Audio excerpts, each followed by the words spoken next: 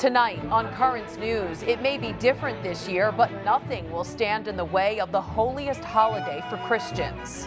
From blessings for essential workers to Easter egg hunts, the Diocese of Brooklyn celebrates Christ's resurrection. I'm Emily Drewby with the story. From the Big Apple to around the world, Easter being marked virtually, and we have a global look. Plus this. The struggle to pay rent could be affecting 2/3 of New Yorkers. I'm Jessica Easthope with what a Brooklyn priest and state assemblyman are doing about it. And will any states be spared? The top doctor at New Jersey's Holy Name Medical Center shares his words of warning. The rest of the country is likely going to see this. I don't think anyone is going to be completely spared.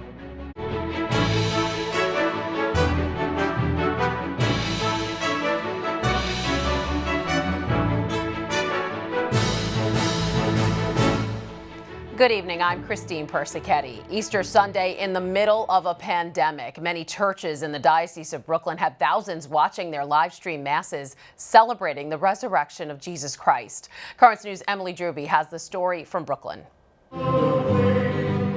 Despite being quarantined during Easter weekend, the faithful in the Diocese of Brooklyn found unique ways to celebrate. Happy Easter! Thousands participated in Mass from their homes through live streams. St. Athanasius in Bensonhurst alone had over 25,000 people watching. This virtual Easter that we have this year is not what we would like, but this is what we have.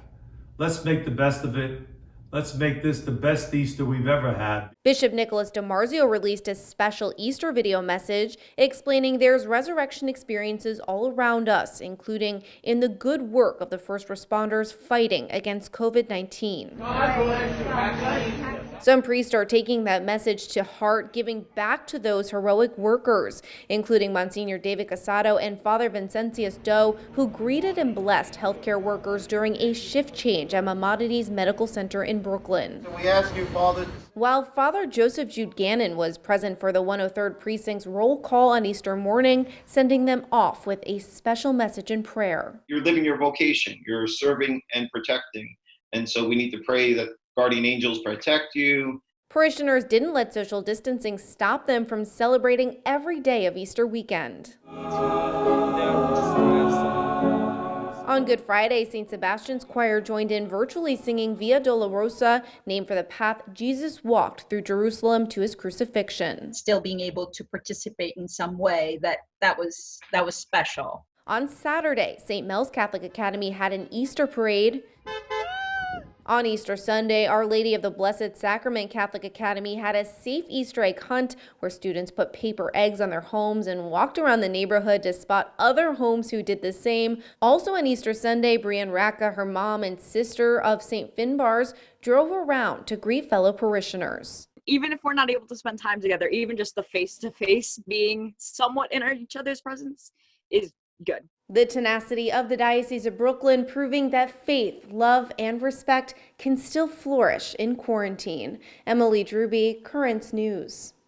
Stay with us. You'll be able to hear a lot more from the St. Sebastian's Choir later in the newscast. It was a virtual Easter celebration around the world as well, from concerts to spectacular displays and the Pope's Mass, all live streamed because of the coronavirus crisis. At the Vatican, Pope Francis celebrated Easter Sunday Mass in a nearly empty St. Peter's Basilica.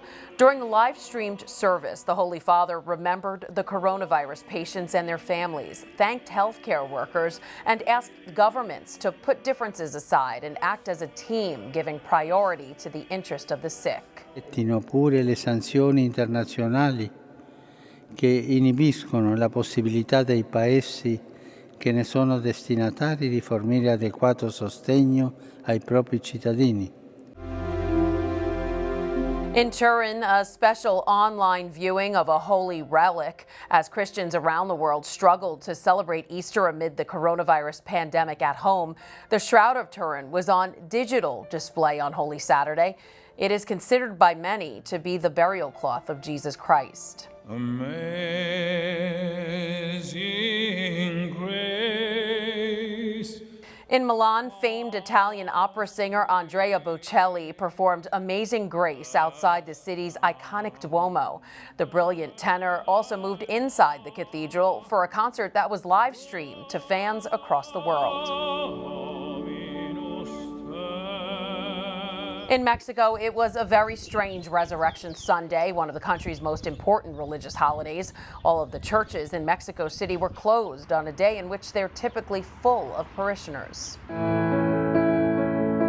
And in Brazil, once again, a stunning display at the Christ the Redeemer statue. Thank you messages to healthcare workers around the world were projected onto the famous landmark, which was illuminated as a doctor. A Portuguese phrase was also projected onto the statue, the translation, "Stay at home," which has become the motto of medical workers around the world, urging people to follow restrictions to slow the spread of the virus. Pope Francis, wanting to express his closeness because of the pandemic, made a surprise call to a live Italian TV talk show. Pronto? Buonasera Lorena, come sta? Papa Francesco. The Holy Father said, "I am close to you all." He dialed into the program on Good Friday. He told the TV host he was thinking about the crucifixion and the many sacrifices men and women are making during the global health emergency caused by COVID-19. He said some of them are people who die for love. Governor Andrew Cuomo is hoping tonight that the worst could be over in the coronavirus crisis if New Yorkers stay smart about confronting the disease. But he says the number of people dying is still horrific. The state's latest one-day death toll is 671, but that's the lowest in a week. However, these new fatalities push the overall total past the 10,000 mark. Newly hospitalized patients are just under 2,000, which is the smallest in 2 weeks. Statewide, nearly 19,000 people remain in the hospital. There are more than 190,000 confirmed cases. New York has been the hardest hit by the coronavirus. New Jersey also hasn't been spared. Joining us now to talk more about the challenges hospitals are facing is Dr. Adam Jarrett, Chief Medical Officer at Holy Name Medical Center in Teaneck, New Jersey. And Dr. Jarrett, the town of Teaneck, where your hospital is located, is a hot spot right now. Can you tell us how things are going there and what you're seeing every day? So we started seeing cases a little bit more than 4 weeks ago now, actually closer to 5 weeks. Unfortunately, we continue to see a slight increase in cases every day, although the rate of increase has slowed a bit. We now have over 220 patients here who have coronavirus and approximately 35 patients who are on ventilators. Wow. Can you explain for us why New York and New Jersey have been the hardest hit? You know, I think it has to do with the density of the population.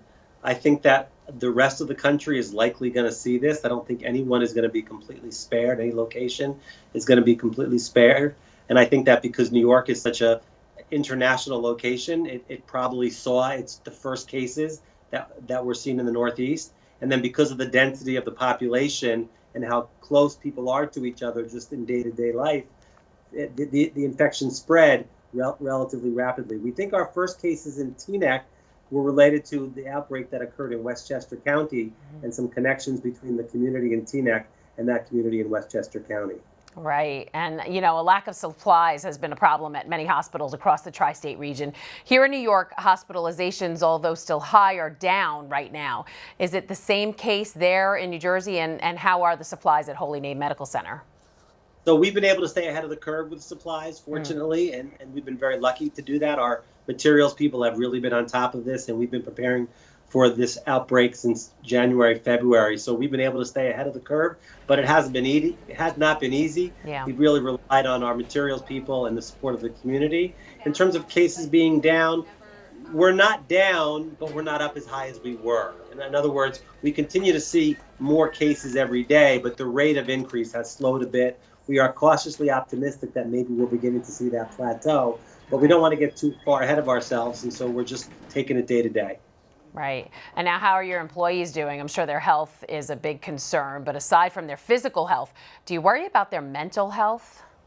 We do, very much. This is a real challenge for healthcare workers. They're healthcare workers that are used to taking care of very sick people, but this is an incredible large amount of very sick people. And in many cases, people that were not perceived as being all that sick to begin with. And unfortunately, the mortality rate is significant. So it is tough on our staff.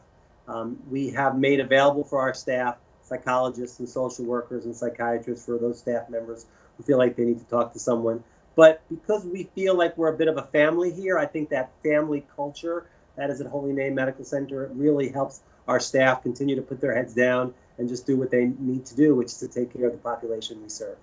You know, everybody's been talking about how we can restart the economy and that an antibody test may be the answer. What is your take on if a person recovers from COVID-19, are they now immune? So we think they are, but it's too soon to know that for sure. And we do need that antibody test so we can get a better feel for that. That antibody test is going to be important in terms of when we can start to loosen up some of the social distancing rules.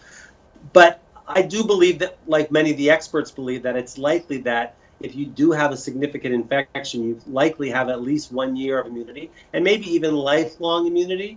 But we're not going to know that until the antibody test is available. And we're really not going to know that for several years until we see the natural history of people who were infected with coronavirus. All right, Dr. Adam Jarrett, Chief Medical Officer at Holy Name Medical Center. Thanks for joining us today. My pleasure. Everyone stay well. Take care. A sailor who tested positive for COVID-19 on the USS Theodore Roosevelt has died of coronavirus. The Navy isn't identifying the victim, the first active duty member to pass away. Almost 600 Navy personnel on the aircraft carrier have tested positive for the disease. More than 4,000 sailors have been evacuated from the warship and moved ashore in Guam. British Prime Minister Boris Johnson is out of the hospital after being treated for the virus. He's crediting the doctors and nurses who treated him with saving his life. Right now, the 55-year-old Johnson is resting at his country residence. There's no word yet on when he'll return to Downing Street. The United Kingdom has more than 85,000 confirmed cases and over 10,000 deaths. There's a lot more news headed your way. Paying the rent. The coronavirus has made that impossible for some people who are now out of work. We'll tell you what a Brooklyn priest is doing to help. Plus, virus vaccine. Health experts are trying to come up with one and a treatment for COVID-19. We'll get an update on where they're at. And virtual church. Thousands upon thousands of parishioners in Brooklyn and Queens hopped on the information superhighway to celebrate Easter. We'll show you. Now you can help us put your faith in the news. The next time you capture a newsworthy event, send us your pictures or video. It's easy. Go to netny.tv/send us, and you may see your submission on Currents News.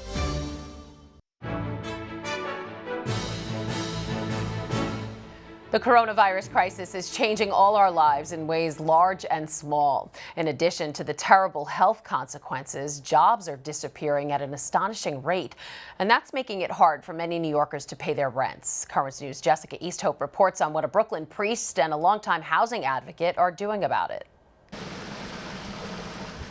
2/3 of people living in New York City rent their homes. And right now, many are worried over how they're going to be able to pay their landlords. It's a very unsettling time for folks, that's for sure. Father Edward Mason, the pastor of Mary Mother of the Church in East New York, has been working with residents in housing authority buildings for decades. Even though there's a freeze on evictions for the next 90 days, Father Mason is concerned about the future. We have these statements that have been made that no one's going to be evicted during this crisis. Well, what does that mean when the crisis is over? Bronx Assemblyman Jeffrey Dinowitz is working on an answer to that question. But I have legislation, along with my colleague Senator Hoylman in the Senate, saying that for 6 months after the emergency, that landlords will not be able to evict tenants on these grounds. Assemblyman Dinowitz is a longtime advocate for public housing tenants, and he's not only worried about rent, but also what the pandemic is doing to their health. The people who live in NYCHA, on the average, in that sense, are even more vulnerable because so many more of them, I think, are in contact with other people and live in densely populated buildings as it is. So I'm not going and inspecting the NYCHA buildings the way I used to in the past, especially right now. But, you know, NYCHA struggled in the past to stay on top of health issues in those buildings. And I'm sure this situation only exacerbates those efforts. We've reached out to the New York City Housing Authority about sanitizing apartment buildings and rent relief for tenants, but our request for comment was not immediately answered. Jessica Easthope, Currents News. And here are some more headlines. Pope Francis is urging consideration of a universal basic wage to protect workers caught up in the pandemic. China is reporting the biggest jump in new virus cases in more than 5 weeks. Beijing claims most of the 169 infections originated abroad. And here at home, all 50 states are now covered under a major disaster declaration. It's the first time that's ever happened. The number of coronavirus infections is still climbing in New York and across the country. Health experts are rushing to find a vaccine to stop the disease and a treatment for patients. Joining us now to update the latest efforts is Peter Pitts, president and co-founder of the Center for Medicine in the Public Interest. And Peter, how close is the United States to developing a treatment for the coronavirus? Well, there are different types of treatments. When it comes to a vaccine, it's about 10 months to a year away. And by vaccine standards, that's pretty quick. There are a lot of companies all around the world who are looking into it very seriously. Everything else has been put aside, so there are a lot of shots on goal. So I'm pretty optimistic. Relative to treatments that might make the symptoms less severe or shorten the course of the virus, there are a number of existing drugs that the FDA has given what's called an emergency use exemption, which means that doctors can use them off-label at their discretion. And then there are a whole bunch of current drugs in development, not yet approved by the FDA for anything, that might be viewed as positive for COVID-19. So again, there are a lot of things that are happening. It's all relatively good news. But we have to remember that in terms of using the products that are currently on the market, that the plural of anecdote isn't data. While doctors can use these products at their discretion, we still need to collect the scientific data to really understand both the benefits and the risk. And that's happening simultaneously to actually doctors having the ability to use them. So we bent the rules a little bit, but these are desperate times. Yeah, more than 4,000 New Yorkers are receiving the anti-malarial drug hydroxychloroquine right now in hospitals statewide to treat their infections. The president has called it a potential lifesaver. How promising is that medicine?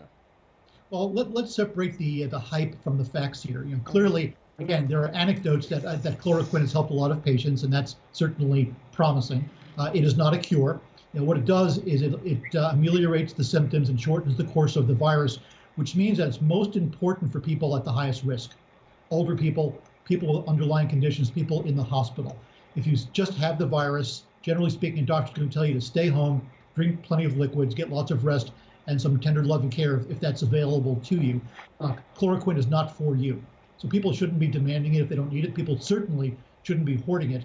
And most importantly, we have to recognize that, again, this is an experimental treatment, so we have to be aware of the risks. For example, for people with heart conditions.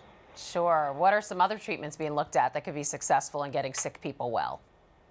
Well, there's talk about the combination of chloroquine and erythromycin, which is an antibiotic. Even though antibiotics don't treat viruses, it can help infected lungs, so that's good news. And a lot of drugs that are put together for AIDS, for Ebola, that have that antiviral mechanism are being looked at. So again, this is happening across the globe.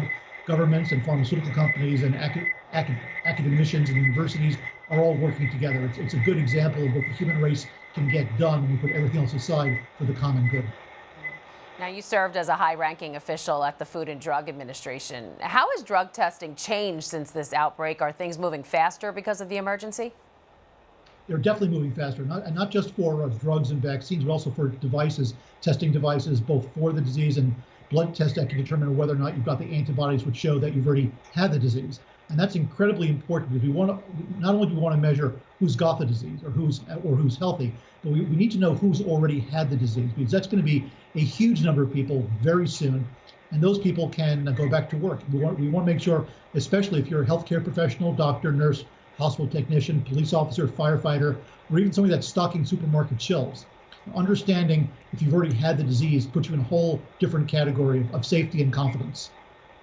All right, Peter Pitts, president and co-founder of the Center for Medicine in the Public Interest. Thank you for joining us. My pleasure. Stay safe. And this crisis is bringing up a lot of new questions, so Currents News started a brand new segment giving you a chance to ask the doctor. Every Friday, the doctor will be in to tell you what you need to know about the latest medical developments involving the coronavirus and answer your questions. So send them to askthedoctor@desalesmedia.org. We'll try to get to all of them. That way you can be safe and healthy. Again, the email is askthedoctor@desalesmedia.org. Also making news tonight, more than 24 people are dead tonight after a series of tornadoes and storms swept across the South. A historic black church in Arkansas has been left in ruins by a twister. At least 26 people died across 9 states. There were more than 40 reports of tornadoes. The storms began on Easter Sunday and continued through this morning. Christians in Sri Lanka celebrated Easter in their homes on Sunday, watching live-streamed masses. The country's churches are closed due to the pandemic. Last Easter, more than 260 people, mostly Catholics, were killed when terrorists struck. 3 churches and 3 hotels were bombed. On Sunday, Sri Lanka's Cardinal Malcolm Ranjith said he's forgiven the killers. Still to come on Currents News, Masses Montage, a look at the many churches in the Brooklyn Diocese that streamed Easter services live, and wait till you hear how many tuned in to watch. Plus, he was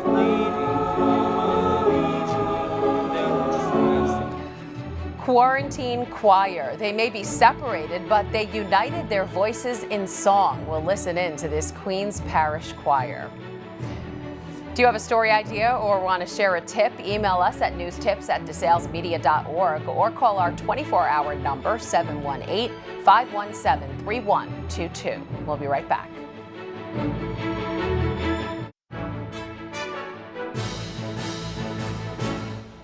While church pews were empty this Easter, Catholics still showed up to Mass in huge numbers.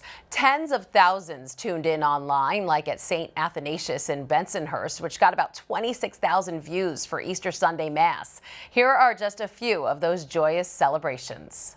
Happy Easter, Bona Pasqua. Happy Easter. Christ is risen. Aleluya, aleluya. En el nombre del Padre, del Hijo y del Espíritu Santo. Amén. Our opening hymn is number 183, Jesus Christ is risen today. Jesus Christ is risen today. Alleluia. Our triumphant holy day.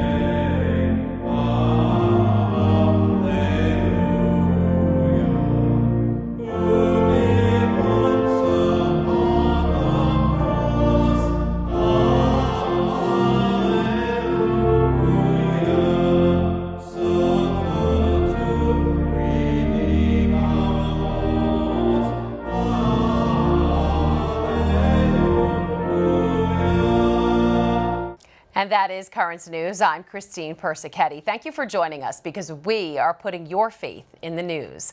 We leave you with a beautiful song from the St. Sebastian's Choir talking about the road Jesus walked to his death, called Via Dolorosa. Good night and God bless.